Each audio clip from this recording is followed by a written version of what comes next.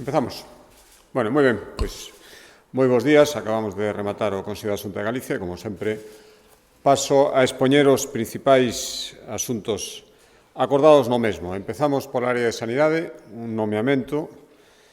O Consello de Hoxe viste prace o decreto que nomea a Sofía López Linares como nova directora xeral de Planificación e Reforma Sanitaria. É o cargo que viña desempeñando a actual directora do Servicio Galego de Saúde, Estrella López Pardo, e, polo tanto, vai ser esta persoa, Sofía López Linares, quen se encargue a partir de agora do posto que antes desenvolvía a nova directora do Sergas. É licenciada en Medicina pola Universidade de Oviedo, especialista en Medicina de Familia, conta con máis de 30 anos de experiencia tanto na asistencia a pacientes como na xestión sanitaria. Por exemplo, exerceu de facultativa na área sanitaria de Lugo, foi coordinador en funcións da unidade de docencia desta área de Lugo, xefa da unidade de atención primaria no Centro de Saúde de Quiroga e, na actualidade, exercía como xefa de servizo no Centro Illas Canarias na cidade de Lugo e, ademais, era titora da unidade de docencia desta área sanitaria. Por tanto, unha persoa con amplia experiencia, tanto clínica como de xestión sanitaria, e desexamos toda a sorte no desempeño do seu cargo. Cambiando de Consellería de Infraestructuras, acordou o Consello da Xunta un convenio coa Mancomunidade do Salnés en materia de mellora de abastecemento de auga. Saben vostedes que nestes momentos especialmente, a pesar das chuvias destes últimos días e das previsibles, parece ser, o gallá nos vindeiros días, seguimos vivindo unha situación de seca sen precedentes e, polo tanto, isto obriga a facer un especial esforzo de todas as administracións para contar cun abastecemento de rede de auga que este en perfecto funcionamento, que non teña, sobre todo, fugas que provoquen perdas que nunca son desesables, pero moito máis nestes momentos de escasez de auga. Por lo tanto, saben que a Xunta de Galicia leva tempo colaborando cos concellos para que realicen auditorías para ver o seu estado das súas redes de abastecemento, detectar posibles problemas na súa rede. Tamén impulsamos a lei do ciclo de auga, que ten moito que ver cos abastecementos axeitados en xeral en todos os concellos e, cando é necesario, facemos tamén, levamos moitos cartos investidos en convenios, como é o caso do que hoxe acordamos con concellos e con entidades locais, agora é unha mancomunidade, para impulsar obras en algunhas localidades que se consideran especialmente necesarias. Por lo tanto, se aprobamos, como decía, un convenio coa Mancomunidade do Salnés para facer melloras no sistema de saneamento e abastecemento dos concellos de Vilanova de Arousa, Ribadumia e Cambados, un investimento de algo máis de 1 millón de euros. O objetivo principal ten que ver, sobre todo, con saneamento e acabar con certos desvíos de auga contaminantes que se estaban producindo en tempos de choiva dende as redes destes concellos cara ao río Umia. En realidad, aquí, como decía, sabimos facendo un esforzo importante, moitos destes de Galicia, aquí tamén está previsto, sin ir máis lonxe, invertir dende a Xunta de Galicia en colaboración cos concellos en obras de saneamento na marxe esquerda da ría de Arousa, 45 millóns de euros. Este convenio se marcaría nesta línea de actuación. Cambiando de área, falando de turismo ahora, o seu Consello da Xunta de Galicia deu o visto bo a dous novos plans de sustentabilidade. Coñecemos os datos de suyo, foron extraordinarios, coñeceremos, supoño, en poucos días os datos dun mes pechado xa, o mes de turismo por excelencia, que é o mes de agosto. Agardamos que tamén sexan moi bons e agardamos que os meses seguintes o sigan sendo. Isto ten que ver con moitos factores, sen ninguna dúbida, coa percepción de Galicia como un destino sustentable, seguro que un dos que máis está influindo. Por lo tanto, como queremos que este factor se manteña e continúe a alza tanto o turismo como o turismo sustentable, que é unha marca de Galicia ten que seguir sendo moito máis, pois por eso imos aprobando estes convenios con este obxectivo de sustentabilidade turística. Hoxe aprobamos, dous convenios, un co Concello da Coruña e outro co Concello de Marín, para executar plans de sustentabilidade turística en ambas localidades por un importe en total de 5 millóns de euros. 3 millóns de euros para o Plan Coruña Sustentable Digital e 2 millóns de euros para o Plan de Sustentabilidade Turística de Marín, en colaboración co Administración Xeral do Estado, fondos europeos e aportacións, polo tanto, conxuntas de todas as administracións. O Plan Coruña Sustentable Digital estará dotado a 3 millóns de euros, busca impulsar a competitividade como destino turístico, a vez que, como decía, garantir a sustentabilidade da cidade. Por exemplo, aposta por a mobilidade sostible mediante bus eléctrico, crea unha nova oficina turística virtual, impulsa unha marca que está potenciando moito o Concello da Coruña, como é o destino para amantes do surf, Proxecto Coruña Surf City, en definitiva, unha serie de actuacións contemplado neste investimento total de 3 millóns de euros. E despois o de Marín, 2 millóns de euros, restauración ambiental do lago Castiñeiras, creación de piscinas naturais na borde deste lago, do lago Castiñeiras, habilitar un sistema de préstamo de bicicletas e monopatins eléctricos, crear unha rede de sendeiros nos espazos naturais deste Concello, en definitiva, accións enmarcadas neste obxectivo de turismo sustentable en ambos os dous convenios. Cambiando de Consellería, en Consellería de Emprego, aprobamos un asunto vencellado á integración laboral das persoas con discapacidade. En Galicia existen 122 centros especiais de emprego que buscan que milleiros de galegos con discapacidade poidan iniciar, en moitos casos, a súa vida profesional e tamén adquirir experiencia, unha vez que inician, e formación para mellorar a súa inserción laboral no mercado xa convencional en moitísimos casos. Por lo tanto, hoxe, para seguir con esta finalidade, aprobamos destinar máis de 24 millóns de euros en axudas a estes 122 centros especiais de emprego que existen en Galicia para o período 2022-2023. É unha suba importante respecto a outros anos, un 21% máis que na anterior convocatoria. Cales son os obxectivos? Moitos, pero por resumilos, primeiro, seguir beneficiando a estes 3.700 galegos e galegas con discapacidade que acuden a estes centros, crear, ademais, en esta ocasión, máis de 100 postos de traballo indefinidos e todo isto se consigue a través de 3 liñas de axuda. A primeira é a máis cuantiosa, 21,8, casi 22 millóns de euros, para contribuir a pagar os salarios destes traballadores no tempo que estén desenvolvendo o seu traballo nestes centros especiais de emprego antes de insertarse no mercado laboral. 21,8 millóns para salarios, 1,2 millóns para a contratación indefinida de 108 profesionais para nas unidades de apoio que necesitan estes centros e, por último, a terceira vía, 1,1 millóns de euros que ten obxectivos diversos. Os máis importantes, por exemplo, incentivar con ata 25.000 euros a creación de postos de traballo a xornada completa, a adaptación de postos de traballo e eliminación de barreiras arquitectónicas que moitas veces necesitan estas persoas tanto nos centros especiais de emprego como nas empresas ás que van desde os centros. En definitiva, xa digo, 1,1 millóns de euros para estas finalidades diversas. En total, xa digo, esa cifra, 24 millóns de euros, 21% máis que na convocatoria anterior.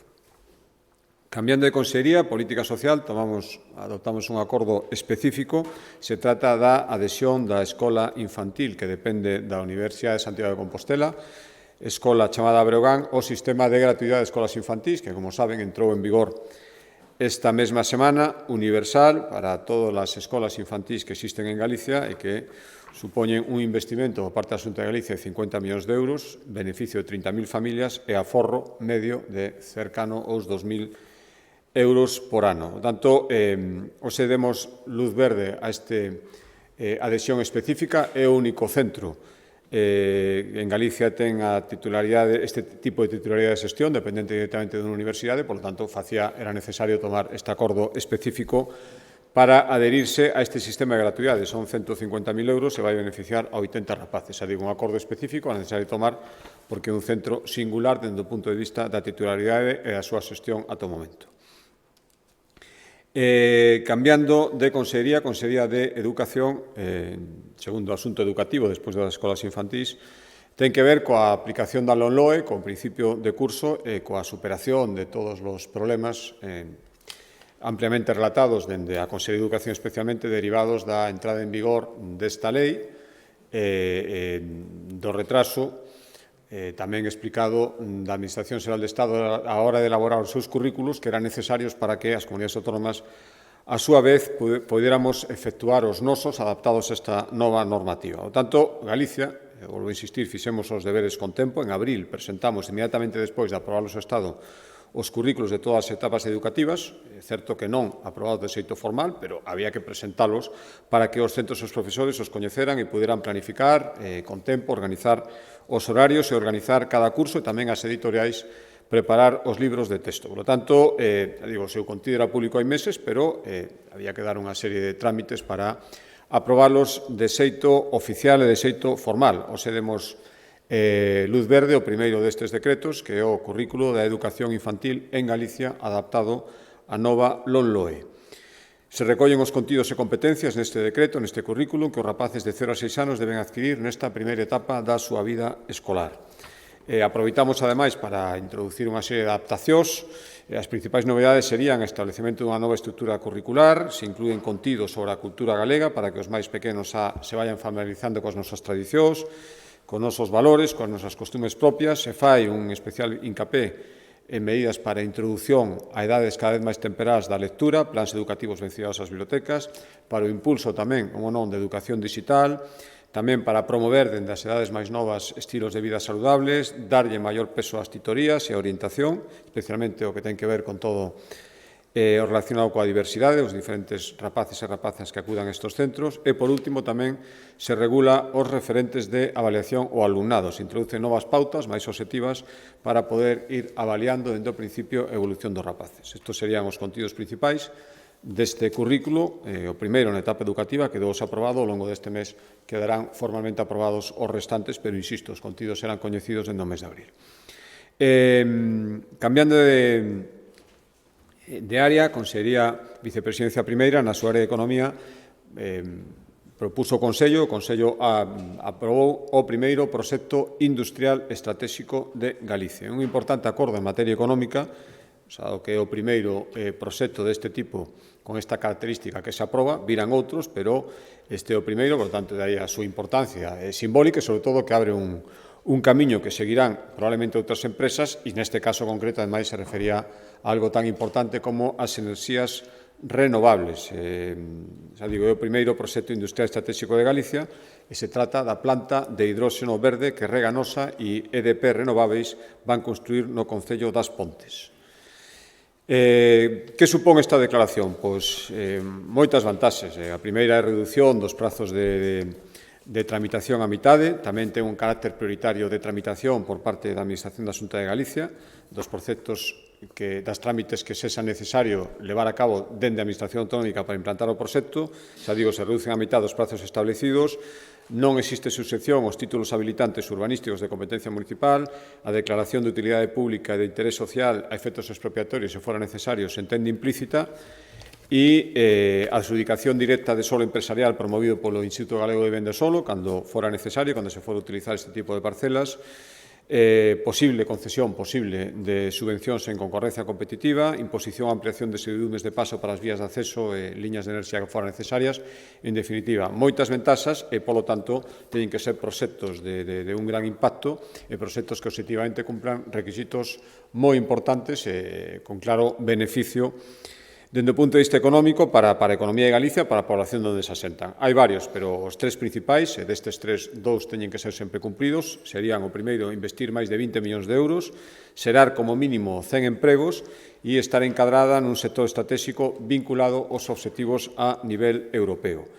Esta planta de hidróxeno verde contará cunha potencia instalada de 100 megavatios, o que se traduce nunha produción de 16.000 toneladas.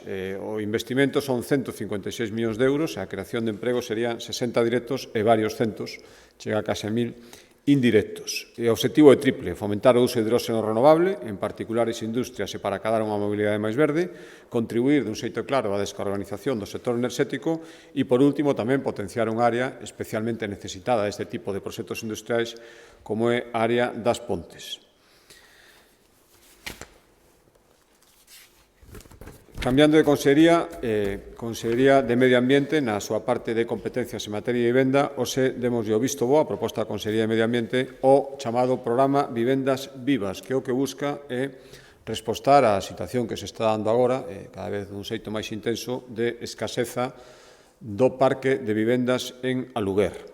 Por lo tanto, para contribuir a solucionar esta situación, o que facemos é establecer estímulos para que os propietarios de vivendas que non estén utilizando valeiras, polo tanto, pois se animen ou teñan estímulos, superen as reticencias que a veces existen para poñelas en aluguer.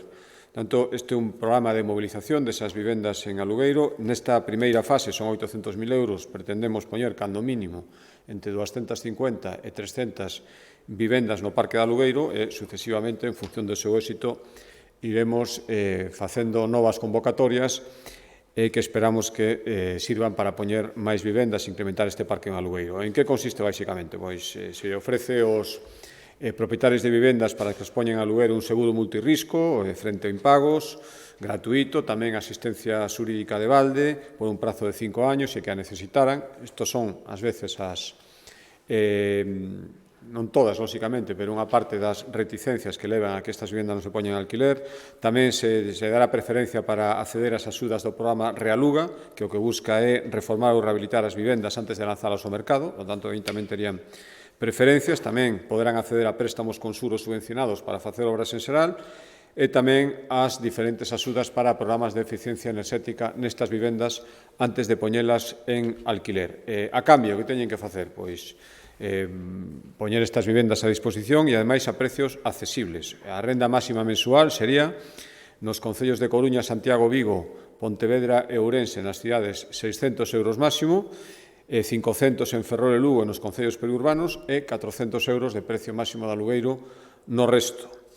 E os inquilinos, falando xa noutra parte, os inquilinos, que poden acceder a este tipo de vivendas e, ao mesmo tempo, este será compatible coas axudas que existen agora mesmo para axudar a pagar os custos de alquiler. O bono de alugueiro social, que saben, como máximo para persoas vulnerables pode chegar ata 660 euros ao mes, e tamén o bono de alugueiro mocidade, que ofrece ata 250 euros mensuais para aluguer a menores de 36 anos. É dicir, serían compatibles un programa co outro. O que buscamos é facilidades e que quen este buscando unha vivenda en alugueiro poida acceder a él. Como vamos facer? Pois contando cos que máis saben, cos colaboradores profesionais, administradores de fincas, asentes inmobiliarios, que serán os encargados de difundir e localizar vivendas que cumplan estes requisitos, intermediar cos propietarios para que as metan neste programa e, unha vez acordados cos propietarios a adhesión, pois se subirá unha plataforma digital específica para que a poboación teña acceso a elas, saiba as condicións e se poida poñer todo isto en marcha. O objetivo deste programa é poñelo xa en marcha, que as primeiras vivendas en aluguer se poidan estar disponibles e, polo tanto, firmarse os primeiros contratos en alugueiro a principios do ano que ven. Son, en principio, a intención de mobilizar entre 250 e 300 e, en función do éxito que seguro que vai ter, seguir con este programa. Consellería de Facenda, o Consello de Xunta de Galicia tomou coñecemento, por suposto, unha vez tomado coñecemento tamén, queremos trasladar a opinión pública a través de medios de comunicación dun informe elaborado pola Consellería de Facenda respecto ao grado de execución por parte das diferentes consellerías da Xunta de Galicia dos fondos europeos, divididos en dúas partes. Os fondos, por así dicirlo, ordinarios, os que teñen que ver co programa económico 14-20, e, por outro, o que se refire aos convocatorias de fondos extraordinarios, basicamente as destes anos anteriores, os RIAD, relacionados coa pandemia, e os máis recentes, aínda en plena execución, os fondos MRR, os fondos de recuperación e resiliencia. E o primeiro, que a primeira resumo executivo terán a súa disposición deste informe, por suposto, a primeira conclusión, o que queda claro, a veces os números sirven moito para planificar este tipo de situacións, e que Galicia está sendo áxil e está sendo dilixente á hora de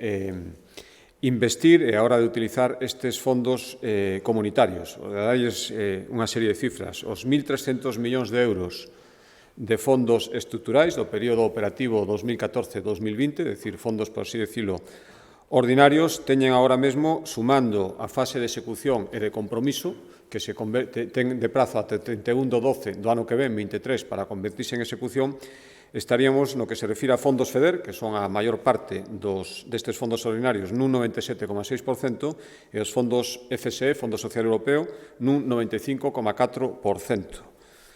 Si sumamos execución e compromiso, xa digo, para convertir en execución, a fase que está en compromiso temos todavía até o 31 de 12 de 2023. Se vamos só á fase de execución, estaríamos superando xa, en estes momentos, máis do 80%. Isto respecto aos fondos ordinarios, que xa digo que son 1.300 millóns de euros. Por debullar un pouquiño máis, digo, dese cadro que ten a disposición, deses 1.300, 915 son de fondos FEDER, dirixidos a diversas finalidades, I+D+I, mellora da competitividade, economía verde, equipamentos medioambientais. Aí a execución é algo superior, executado xa esta parte comprometida, perfectamente en plazo para executala até o 31 de 12, executado máis de 80%, e comprometido casi o 100%, non executado, pero chegaremos de sobra nese 31 do 12. E na parte de Fondo Social Europeo serían 322 millóns, a parte restante ata chegar a esos 1.300 xa están executados o 88% e comprometidos o resto en prazo ata ese 31 do 12 do ano que ven. Os obxectivos destes fondos teñen que ver máis coa promoción do emprego, inclusión social, loita contra a pobreza, aposta pola educación. Todo isto referido aos fondos sociales ao Fondo Social Europeo. Por lo tanto, creo que un alto nivel de execución descoñecemos, teño que decirlo, porque esta é unha parte dos fondos do período económico ordinario que destina Europa a Galicia, sería aproximadamente o 40%, estes 1.300 millóns, despois habería unha parte que estaría en torno a 60, que o Estado executa territorializados en Galicia. Non coñecíamos o programa original do ano 2014, a día de hoxe carecemos de información sobre os prazos de execución, onde se están executando exactamente e cales foron os programas e as actuacións que se están subvencionando.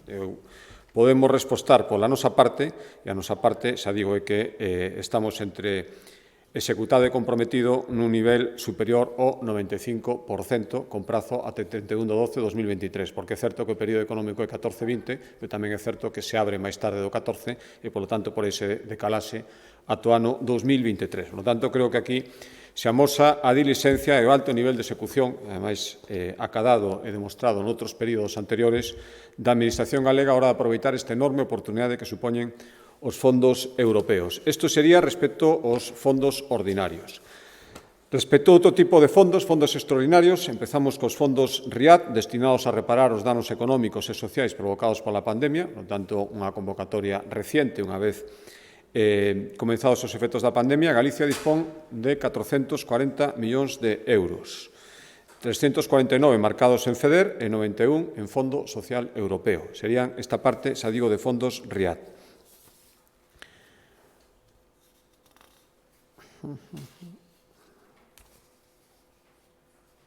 Aquí estamos nun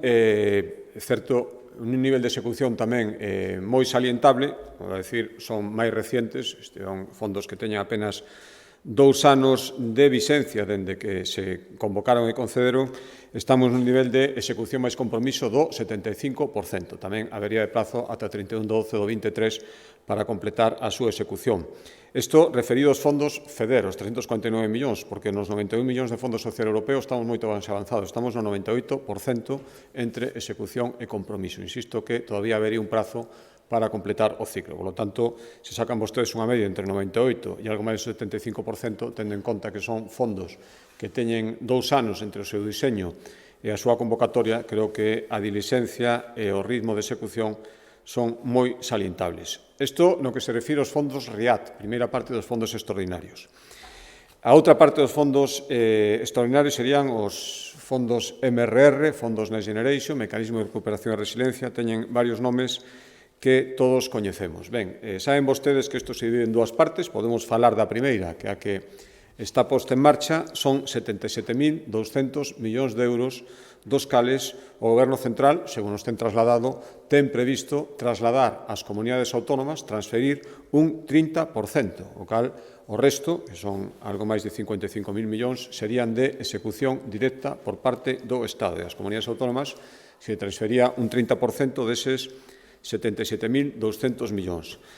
Dentro desta porción do 30%, a asignación a Galicia ascende comunicada, e esta é a primeira cifra que ten que quedar clara, comunicada por parte da Administración Xeral do Estado, 1.285 millóns de euros. Recibidos a día de hoxe, 764 millóns de euros. Estos son os fondos que ten a comunidade autónoma e, polo tanto, pode dispoñer delos e manexar. Tampouco pode dispoñer deles, igual que os fondos ordinarios, porque veñen, e o temos sobre todo en algunhas materias concretas, en materia de vivenda, en materia de turismo, absolutamente condicionados. Non son condicionados máis alá do que impón a normativa europea, condicionantes que se poñen na Administración Xeral do Estado e que moitas veces dificultan ou complican a súa xestión. Por tanto, esta é outra cosa que hai que deixar clara.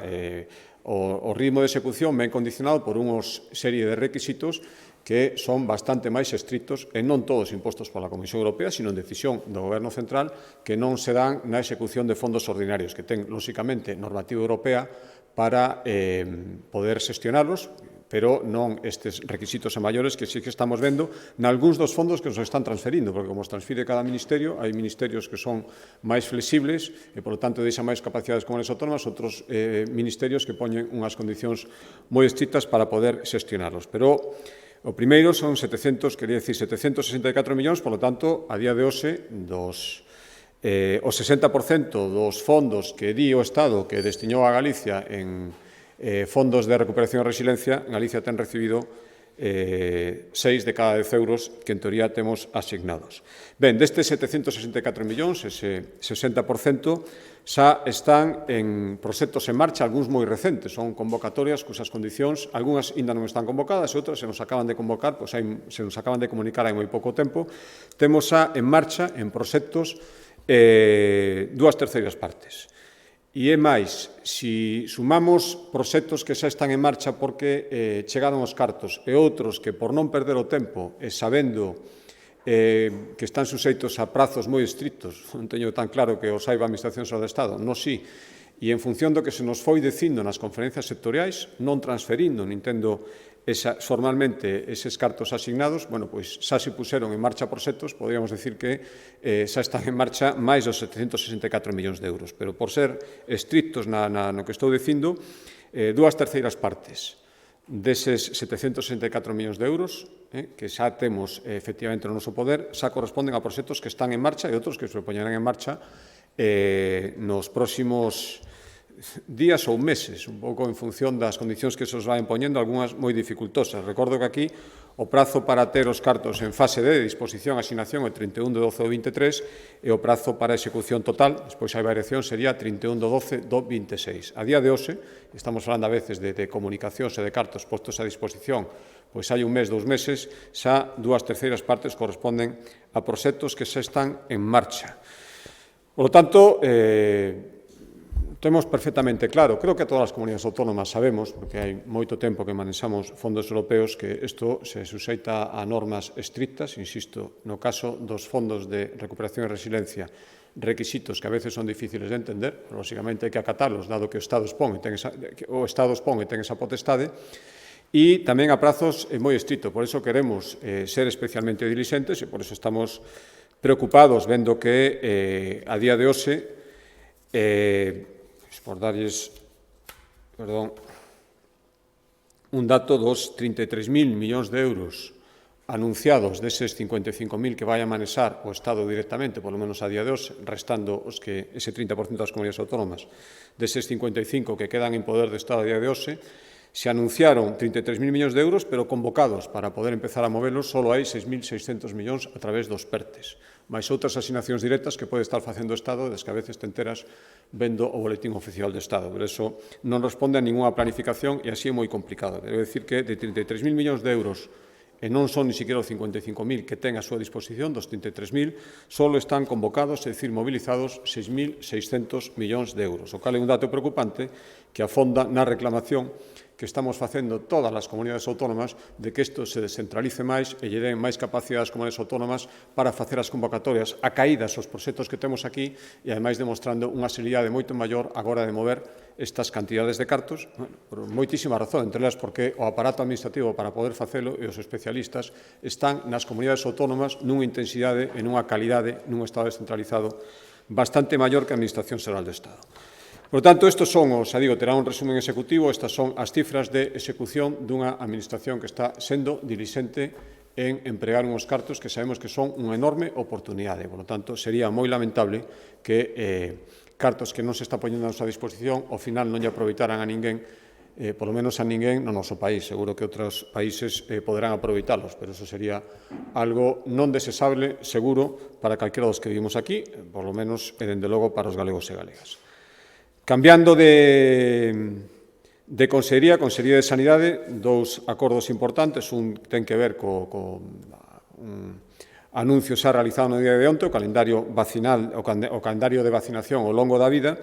Saben vostedes, onte anunciando a efectividade das 3 vacinas que se van a incorporar ao calendario vacinal infantil, falábamos de un compromiso que eu personalmente adquirí no meu debate de investidura, falábamos de que sería unha realidade a vacuna do papiloma para nenos, xa vai selo a partir dos xoves da semana que ven, e as vacinas do meningococo B e antigripal tetravalente que estarán disponibles a partir de novembro. E tendo en conta, ademais, o decíamos onte na Consellería de Sanidade, o alto nivel de aceptación e de adhesión da poboación galega ao sistema de vacinación, sen ninguna dúbida algo beneficioso para todo o mundo, e o vimos tamén con ocasión da COVID, hoxe o que fixemos foi aprobar un calendario de vacinación ao longo da vida, é dicir, para todas as persoas. A toda agora había un calendario de vacinación infantil, dende o ano 1981, que se foron engadindo vacinas, e outro de adultos en vigor dende o ano 2017. Pois xa o que facemos é simplificar, facilitar, promover e facer un único calendario de vacinación para toda a vida, para todas as persoas, que entrará en funcionamento o vindeiro 15 de setembro, o mesmo día que se comenzará a dispensar a primeira das 3 vacinas infantis.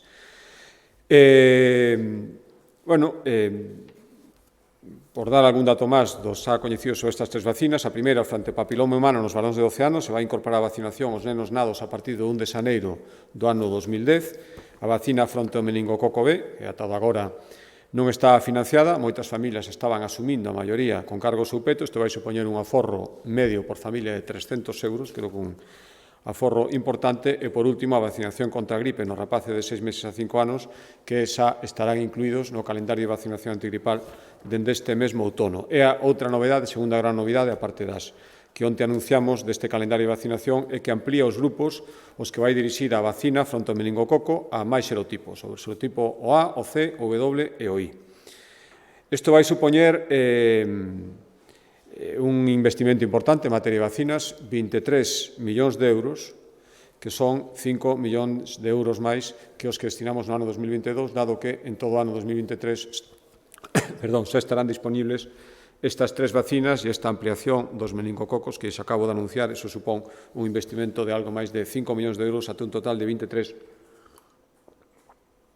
pero que, como xa dixemos onte e vimos dicindo, consideramos absolutamente rendible e debemos estar á altura da aposta e da confianza que os galegos depositan no sistema de vacinación público. E o outro acordo, o último acordo xa, en materia de sanidade, ten que ver coas actuacións que está levando a Xunta de Galicia para cubrir na esfera das nosas competencias os postos de difícil cobertura no Servicio Galego de Saúde. Buscamos paliar o actual déficit real e non só se produce na Comunidade Autónoma de Galicia, como moitas veces temos insistido, de profesionais sanitarios, determinados profesionais sanitarios, e, polo tanto, compre actuar na parte que poidamos facelo. Saben que fomos pioneiros a hora de convocar esas 106 prazas de médico de atención primaria polo sistema de concurso e non de oposición. Tivo esta oferta moita aceptación, triple de solicitudes, 355 que de prazas, e, polo tanto, vista este éxito, esta aceptación, e sendo conscientes das cousas que podemos facer, pois imos seguir por este camiño e, polo tanto, queremos facer novas convocatorias para cubrir prazas, pois eso, de difícil cobertura por ese sistema, polo sistema de concurso de méritos, sin examen e ampliálo a novas especialidades. Para iso, hoxe aprobamos un proxecto de lei, o ano pasado esta convocatoria de 106 prazas se fixo incluindo na lei de medidas, por lo tanto é necesario unha materia reservada da lei, e o que facemos ahora é un proxecto específico para permitir seguir con este proceso e ampliálo a máis plazas. Esta lei habilitará, unha vez que sexa, esperemos, aprobada polo Parlamento, para facer estas convocatorias específicas sin examen por concurso de méritos, durante un período de 3 anos, que son os que estimamos que van ser necesarios para proceder a estas coberturas. Xa no primeiro ano de vixencia destos 3, o vindeiro ano, pretendemos lanzar unha nova convocatoria de prazas de difícil cobertura que se dirixirá outra vez a médicos de familia, tamén esta vez a pediatras de atención primaria, tamén a médicos de especialidades que son de máis difícil cobertura nos hospitais comarcais, radiólogos, traumatólogos, internistas, tamén se ampliará a eles esta vez, e tamén a médicos e enfermeiros que traballen na área da saúde mental. A nosa intención estimativa nestes momentos, pero a nosa intención, según os datos que me traslada a Consellería de Sanidade, é que abarque en torno ás 130 prazas nesta primeira convocatoria do ano 2023, que se engaden ás 106 desta convocatoria extraordinaria que se fixo por lei de medidas e que se engadirán as que nos sucesivos anos, hasta completar os 3 de vixencia desta lei, se poidan ir facendo en función das necesidades. Ventaxas dos profesionales que logren estas plazas, aparte do sistema de acceso, concurso de méritos exclusivamente, van ter outras vantaxes. Por exemplo, un acceso máis rápido ao máximo grado nas carreras profesionais, puntos para futuros procesos selectivos ou concurso de traslados e tamén prioridade para a participación en actividades formativas ou de investigación. Estos serían as vantaxes. Lógicamente, terán tamén obrigas, incorporación de forma inmediata, efectiva e permanente ao posto de traballo ou destino que logren e tamén permanencia, como mínimo, polo período de 2 anos. Por lo tanto, desde o principio, a Xunta segue facendo o que está na nosa man, na esfera das nosas competencias, para contribuir a solucionar un problema evidente que é a falta de profesionais, especialmente en determinadas áreas da sanidade pública. Por lo tanto, como estamos facendo isto e outras medidas económicas que tamén adoptamos no seu momento no Consello da Xunta de Galicia, das que lles din conta en roda de prensa, e ao mesmo tempo que aquelo que está na nosa man temos que facelo e o facemos, tamén volveremos a reclamar unha vez máis, de xeito insistente, que quen ten as competencias para tomar outras decisións as tome. E o Goberno Central, volvo a recordar, garantir que o sistema de elección MIR non deixe prazas desertas. Se cambiou o sistema pola pandemia e quedaron, é certo que en Galicia moitas menos que noutros sitios, pero no sistema, na rolda de elección, algúns participantes, o sistema que había, ao final non puderon optar a plaza elexida en primeiro lugar, non puderon despois ir ás seguintes polo sistema de elección e quedaron algunhas plazas desertas. Por lo tanto, queremos que se cambie o sistema de elección para que se poidan cubrir todas, ou por menos que non queden descubertas por un sistema de elección que non ten razón de ser nestes momentos. Que se cree de xeito inmediato, xa o contei moitas veces, o contamos, o que está supoñendo que non exista unha especialidade de urxencias, médicos formados en primaria, despois acaben urxencias e, por tanto, non se cubren as plazas de primaria, tanto que haxa un sistema específico de un MIR de urxencias e, por tanto, tamén un MIR de primaria e que non sexan vasos comunicantes, agilizar e flexibilizar o sistema de acreditación das unidades docentes, fundamentais. Se estamos pedindo que nos den máis plazas MIR, temos que ter capacidade para formarnos a esas persoas que accedan e, por tanto, agora mesmo hai unhos requisitos a nivel xeral que non se asustan ás condicións sanitarias de Galicia e, asustándoas, se permitiría, sin ninguna merma na calidade de docencia que eses médicos de primaria, médicos en formación perciban, permitiría que houbera máis docentes e, polo tanto, que se puderan formar máis médicos. E, por último, é fundamental que o que pecharía o sistema, daría razón a isto que acabo de decir, é que se lance esa convocatoria extraordinaria de plazas MIR durante 4 anos, 1000 plazas. Por lo tanto, son necesarias, todas as comunidades autónomas o estamos pedindo e non ten ninguna razón de ser que se siga sin tomar esa decisión, sobre todo cando, insisto, non lle suporía ningún coste ao Ministerio de Sanidade que é quen ten que tomar a decisión. Comprendemos dentro do Goberno galego perfectamente que se reclamamos este tipo de medidas nós temos que facer as que están na nosa man. Este acordo, este proxecto de lei que os aprobamos responde a iso e agora agardamos que tamén o Estado faga a súa parte para que poidamos canto antes contribuir a solucionar este problema que non é único da sanidade pública, pero que é un problema importante e podría ter esta vía de solución. Estes son os asuntos máis importantes do Consello da Xunta e quedo, como sempre, a súa disposición. Sí, presidente, eu quería trasladarlle 3 cuestións. A primeira, sobre o inicio de curso, quería preguntarlle polas protestas que hai na comunidade educativa polo recorte de profesorado. Din parte da comunidade educativa que se está perdendo unha oportunidade de incrementar a calidade do sistema en lugar de recortar profesorado. Quería tamén saber que lle parecen as palabras do delegado do Goberno que acusa o seu Goberno de inacción, de non estar tomando as medidas necesarias e xeitadas para axudar os cidadáns nestes momentos de incertezas e que é o Goberno Central o que está adoptando esas medidas ante a ausencia de iniciativas por parte da Xunta de Galicia. E unha última cuestión, quería tamén saber cando vai a comezar a rolda de reunións cos alcaldes. Varios deles pedironlle xa citas, alcaldes das cidades, por carta de maneira reiterada. Quería saber cando ten pensado comezar esas reunións e, en concreto, co alcalde de Santiago, que lle pediu xa varias veces, en varias ocasións, unha reunión, se xa ten data para esa cita con Sánchez Bugallo. Un momentiño, perdón. Vamos a ver, respecto ao inicio do curso, bueno, eu esta mañá tive unha ocasión, tive outro día visitando unha escola infantil, como saben, tive unha ocasión de asistir a unha escola pública aquí preto de Santiago esta mañán e, bueno, primeiro vin, teño que decirlo, bastante normalidade, as inquedanzas típicas do comezo dunha etapa, sempre un curso escolar inicialo por moito que sexa unha repetición, sempre ten circunstancias novas, e, polo tanto, non vin máis alá que eso, vin bastante normalidade e disposición para traballar. Ese o que vin, é certo que vin algunhas protestas, non moi maioritarias, teño que dicilo, polo menos a que se convocou, supoño que esperando que houbera moita máis xente onte diante de San Caetano, probablemente porque están sostendo cifras que non son reais, probablemente moitos docentes e moitos pais e nais coñecen a realidade. Existen máis de 130 aulas en funcionamento a maiores das que había antes da pandemia. Tanto, creo que isto de decir que se están recortando unidades escolares non é certo. E ao mesmo tempo hai que decir, e creo que todo o mundo entende que si baixa, e isto é un problema que ten Galicia en moitos sitios, o problema demográfico, se baixa o número de alumnos en xeral nas fases primarias de educación, nos nenos máis pequenos, pero lógicamente o que hai que facer é unha reordenación sen, en ningún caso, suprimir profesorado. Por lo tanto, a mostra é que existen 130 aulas máis en funcionamento que antes da pandemia, a pesar de que hai 9.200 alumnos menos. Acabamos de lanzar unha oferta de emprego público de educación récord, 4.000 plazas, e creo que isto, con todas as dificultades, o que move a decir que se fixo, estamos tendo un inicio de curso dentro da normalidade que creo que o desesábamos todos.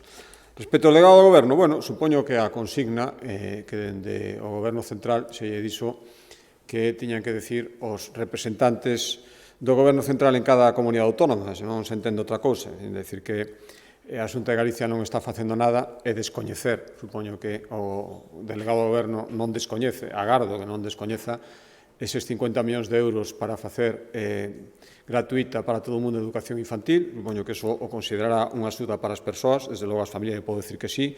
Estas vacunas, que digo por citar as cousas máis recentes, estas vacunas que acabamos de aprobar, a rebaixa no transporte por estrada, en fin, son moitas as axudas que a Xunta de Galicia está dedicando e que adicará nos novos orzamentos a axudar as persoas que máis nos necesiten e axudar a xente en xeral, porque creo que todo o mundo vai necesitar axuda dunha maneira ou outra. A mí me gustaría, e se son os únicos que están axudando a xente, primeiro, que axudaran máis e segundo, que axudaran antes. Eu quero recordar que as últimas medidas adoptadas polo Goberno, despois de negalas ou ignoralas, e que sí que axudan a xente, foi a rebaixa no IVA do gas, canto tempo se levaba pedindo, canto tempo hai que adquirir ese compromiso o presidente do Goberno e canto tempo tardou en facelo efectivo. Cantos cartos poderían ter aforrados as familias se houbera tomado ese acordo moito antes, se non houbera pasado meses negando o que finalmente, porque yo pedimos, acordou. O único novedade, o único anuncio novedoso no debate do outro día no Senado foi o de introducir as grandes empresas, as que fan coxeneración, nas excepciones que permite que podan seguir producindo sin ter que producir a pérdida. Eso está poñendo en perigo, se había paradas, se había moitas máis anunciadas, en perigo moitísimos postos de traballo. Supoño que o feito de que agora eso non vai a suceder, que o celebramos e o reconocemos, vai a axudar a moitas persoas. Por lo tanto, me gustaría que se están axudando a xente non fora despois de tardar tanto tempo e despois de que yo pida todo o mundo. Sí, os alcaldes, sí, efectivamente, eu lle dixen, serán convocados nos próximos días. En principio, a idea é por orden da solicitude en que o fixeron e dentro da normalidade, xa digo, a convocatoria é inminente, acabamos de arrancar unha primeira semana en setembro con inicio de curso, con unha serie de cousas que seguro que eles entenden perfectamente, serán convocados en moi poucos días e a intención é pola orden en que os alcaldes e alcaldesas das cidades o solicitaron e eu agardo, digo simplemente que sexan reunións constructivas nas que eu plantexarei temas da Xunta de Galicia para facer nas cidades e supoño que eles plantearán desde as cidades temas para que faga a Xunta de Galicia. Pois se sirven para eso, perfecto, dentro da normalidade, dentro da equidade e o haya que sirvan para algo. Creo que demostrei dende o principio que non teño ningún problema en recibir a ninguén, todo o contrario, a eses alcaldes e alcaldesas e a todos os que soliciten, en fin, compaxinando a senda que a veces non é sincero. Buenos días, presidente. Yo quería preguntarle por las 3 personas que han sido detenidas por provocar los incendios en Galicia. Una de ellas se ha sabido que es brigadista. Y si piensan ustedes que puede tratarse de algún tipo de banda o que se han cometido estos delitos en grupo. Gracias. Pois a verdade que non sei. Primeiro, celebrar e agradecer o traballo das Forzas de Corpo de Seguridade do Estado, da Guardia Civil, tamén dos investigadores da Xunta de Galicia, que tiveron unha contribución, me consta, importante. E lamentar o que teñamos que constatar o que eu creo que xa sabíamos, sabe prácticamente toda a sociedade, hai moitos incendios que son provocados, e, por lo tanto, o monte non arde por casualidade, pode haber moitos casos, pero o monte arde porque, por desgracia, moitísimas veces hai xente que lle prende, moitas veces con intencións delictivas. Acabamos de ver, tanto, o decir, me alegro e felicito aos que fixeron posible estas detencións. Ahora é un caso judicial, por tanto, a segunda parte que me pregunta, pois non o sei, veremos en que derivan as investigacións, pero en todo caso o que pido é que, primeiro, lóxicamente, o dereito a un proceso con todas as garantías da lei, pero se son culpables, que caiga sobre eles todo o peso da lei. Eu lamento que un deles é un brigadista, é un colectivo moi amplio e na súa inmensísima maioría absolutamente profesional e que traballan con moitísimo empeño para que suceda todo o contrario. Eu quería preguntarlle pola cuarta vacuna da dose. Parece ser que o Goberno falou de que se empezaría este mes. Queríamos saber a data que manexa a Xunta para comezar esta nova vacunación nos maiores de 60 anos, se van recuperar os vacunódromos ou se van utilizar os ambulatorios, e se vai adiantar ou se vai compaxinar, que creo que era o plan, coa vacinación da gripe. Gracias. Bueno, saben vostedes que isto está marcado en unha estrategia nacional de saúde, se refire á vacinación dos maiores de 80 anos e dos maiores de 60 anos. Por lo tanto, sempre estivemos nesa estrategia, imos seguir nesa estrategia. En principio, o que se nos di que o que está nesa estrategia ata este momento é que terán preferencia as persoas maiores de 80 anos, serán as primeiras, e tamén as persoas que están en residencias, e despois xa seguirán as persoas maiores de 60 anos. Ahora, as estrategias, os tempos concretos, xa digo, isto o decide dentro desa estrategia nacional a Comisión Nacional de Saúde Pública, e todavía non se pronunciou sobre a data de inicio concreta. De feito, aínda non nos chegaron as dosis que adquire o Ministerio e que despois distribuye. Nos din que será como moi tarde a finales deste mes, por lo tanto, eso dá unha orientación de cando poderíamos empezar. Empezaríamos inmediatamente, en principio a previsión é que sean 80 anos, e persoas que estén en residencia. Respecto a si van ser en ambulatorios ou vacunódromos, non está decidido todavía. Pois, en función, o que faga máis operativo non ten esa decisión tomada a Consellería de Sanidade, pero o criterio vai ser o que sexa máis operativo e provoque cantas menos molestias mellor aos pacientes. Por lo tanto, este día se decidirá, pero tamén aí influye un pouco saber cando podemos empezar a vacinar en función de disposición de locales e todo iso. Pero en poucos días se aclarará. Se todo vai ben, xa digo, maiores de 80 anos e residentes en residencias, persoas que iban en residencias, e a finais deste mes deberían chegar as dosis e a principios do mes que ven, como moi tarde, empezar a vacinar. Boas tardes. Eu queria preguntar polo concerto que hai hoxe en Vigo de Muse. Na plataforma de contratación da Xunta apareceu ese contrato sobre o patrocinio da Xunta. Nun principio decíase que eran, se non lembro mal, 1,2 millóns de patrocinio, pero nese contrato aparecen 2,5. Queríalle preguntar cal é o motivo, por que se justifica esta suba no patrocinio e por que un só concerto recibe tantos cartos como, por exemplo, un festival completo como pode ser o Son do Camiño, que creo que o patrocinio foi tamén de 2,5 millóns. Seguindo con este concerto, puxeronse a venda máis entradas estes días. Queríalle preguntar quen ingresa eses cartos pola venda das entradas extra.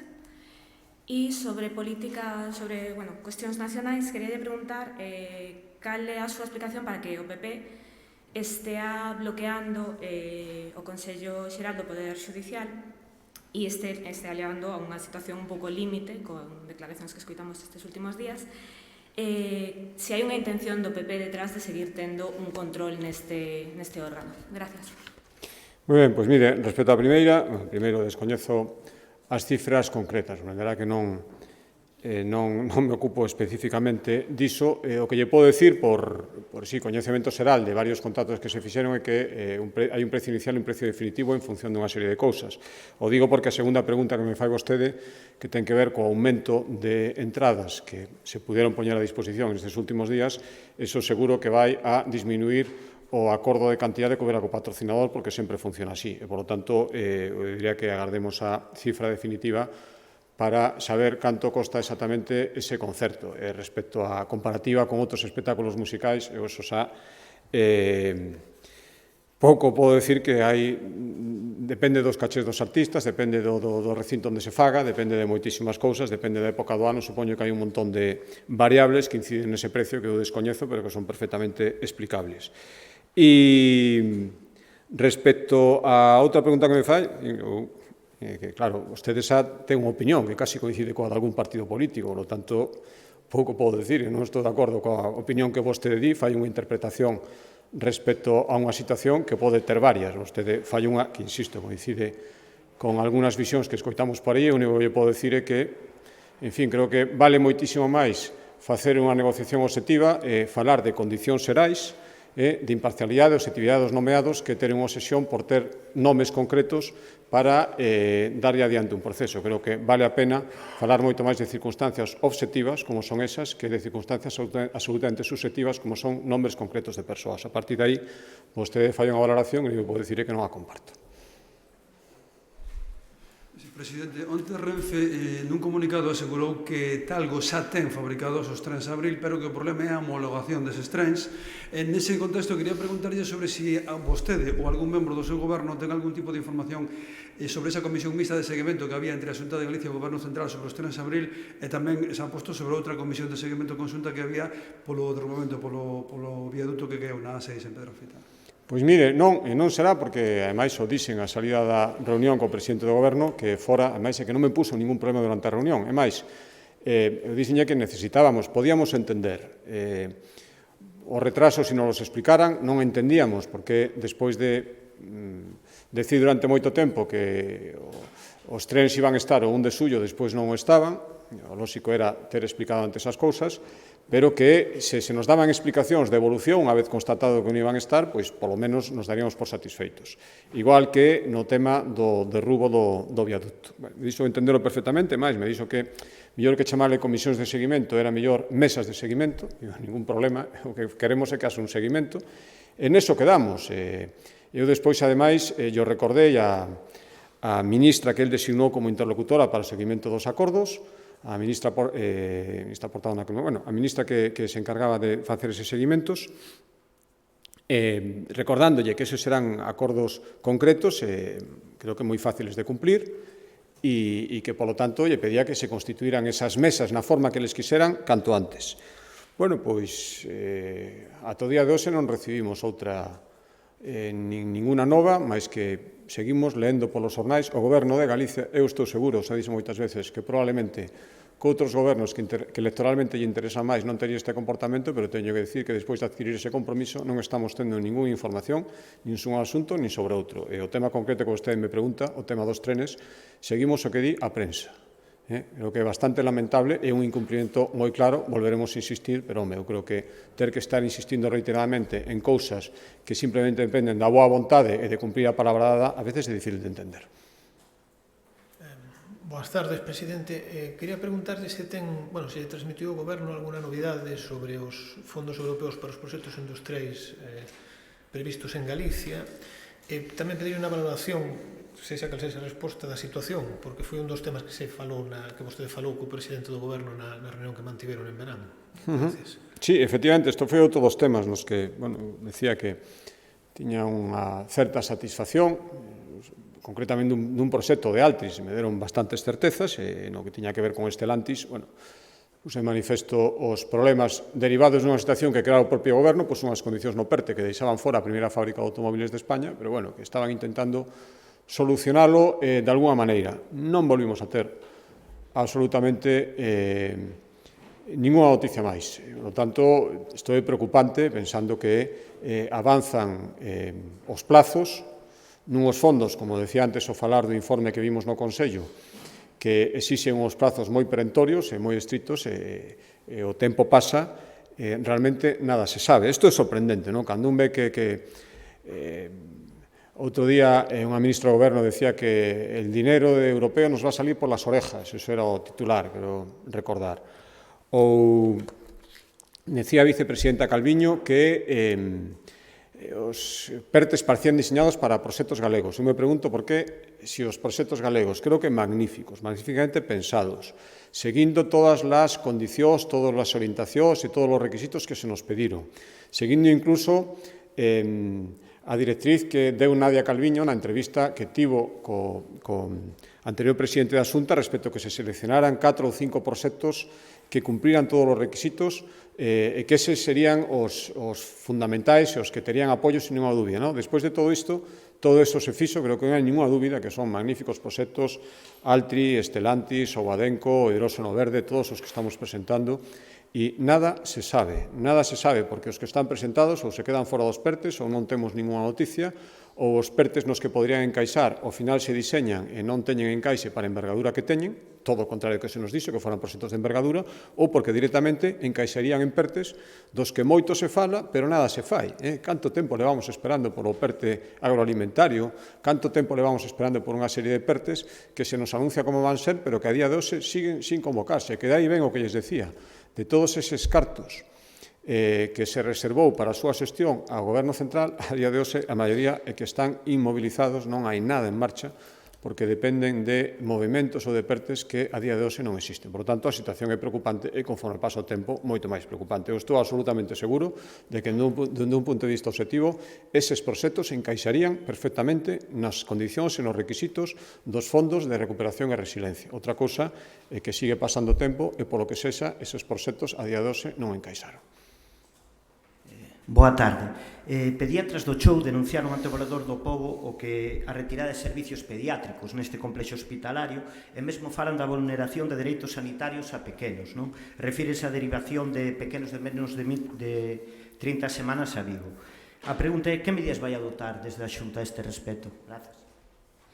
Pois mire, descoñezo ese problema en concreto, con toda a franqueza, decir que confío sí, o vin denunciado, pero non sei as circunstancias concretas e, polo tanto, eu remito á Consellería de Sanidade. A toda agora, creo que todas as decisións que se foron tomando respondían a criterios obxectivos, clínicos e de facilidades para os pacientes e atención sanitarias. A razóns concretas, a Consellería de Sanidade seguro que as pode respostar.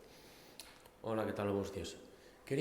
Falaba antes do calendario de vacinación. Queríalle preguntar se a Xunta tamén ten en mente facer obrigatoria a vacina da COVID, como pasaron nos meses duros da pandemia, e especificamente se valora tamén que esta obrigatoriedade sexa na vacina infantil, que sabe que no 19 se aprobou que os nenos que non esteran con calendario de vacinas obrigatorias non terían acceso ás garderías infantís da Xunta. Entón, quería saber se este tema da obrigatoriedade da vacina tamén está en riba da mesa da Xunta da Consellería de Sanidade.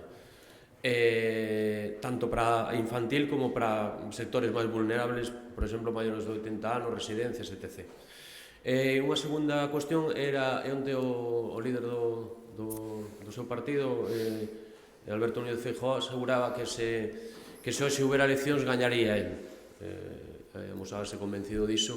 Quería preguntar tamén se vostede cree que se hai eleccións hoxe en Galicia tamén tería vostede tamén maioría absoluta para gobernar.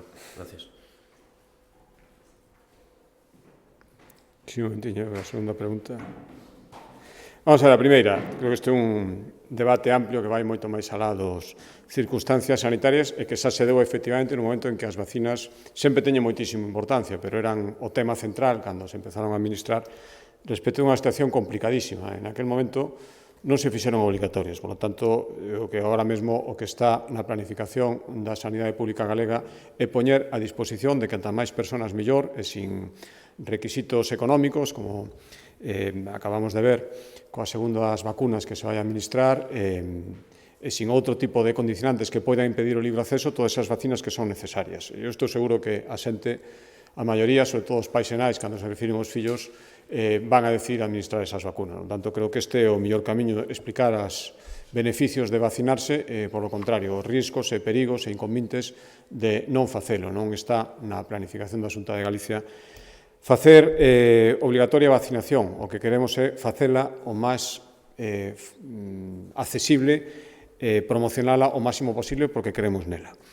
Respecto á segunda pregunta, mire, eu podo dicir, nos 4 meses que levo, o que levamos nesta nova etapa, é que vou intentando facer o posible para que cando chegue o momento os galegos me den a súa confianza. Por tanto, intento facelo ben e e intento ser merecedor desa confianza. Despois, os galegos serán os que decidirán. A miña sensación é que en circunstancias moi difíciles o Goberno da Xunta de Galicia, e non falo só por min, falo por todos os compañeros, e se queren por todos os que forman parte da Xunta de Galicia, todos, cargos políticos e funcionarios, están intentando facer o mellor posible en situacións difíciles. Espero que eso sexa apreciado pola xente a hora de votar. Só aspiro a eso.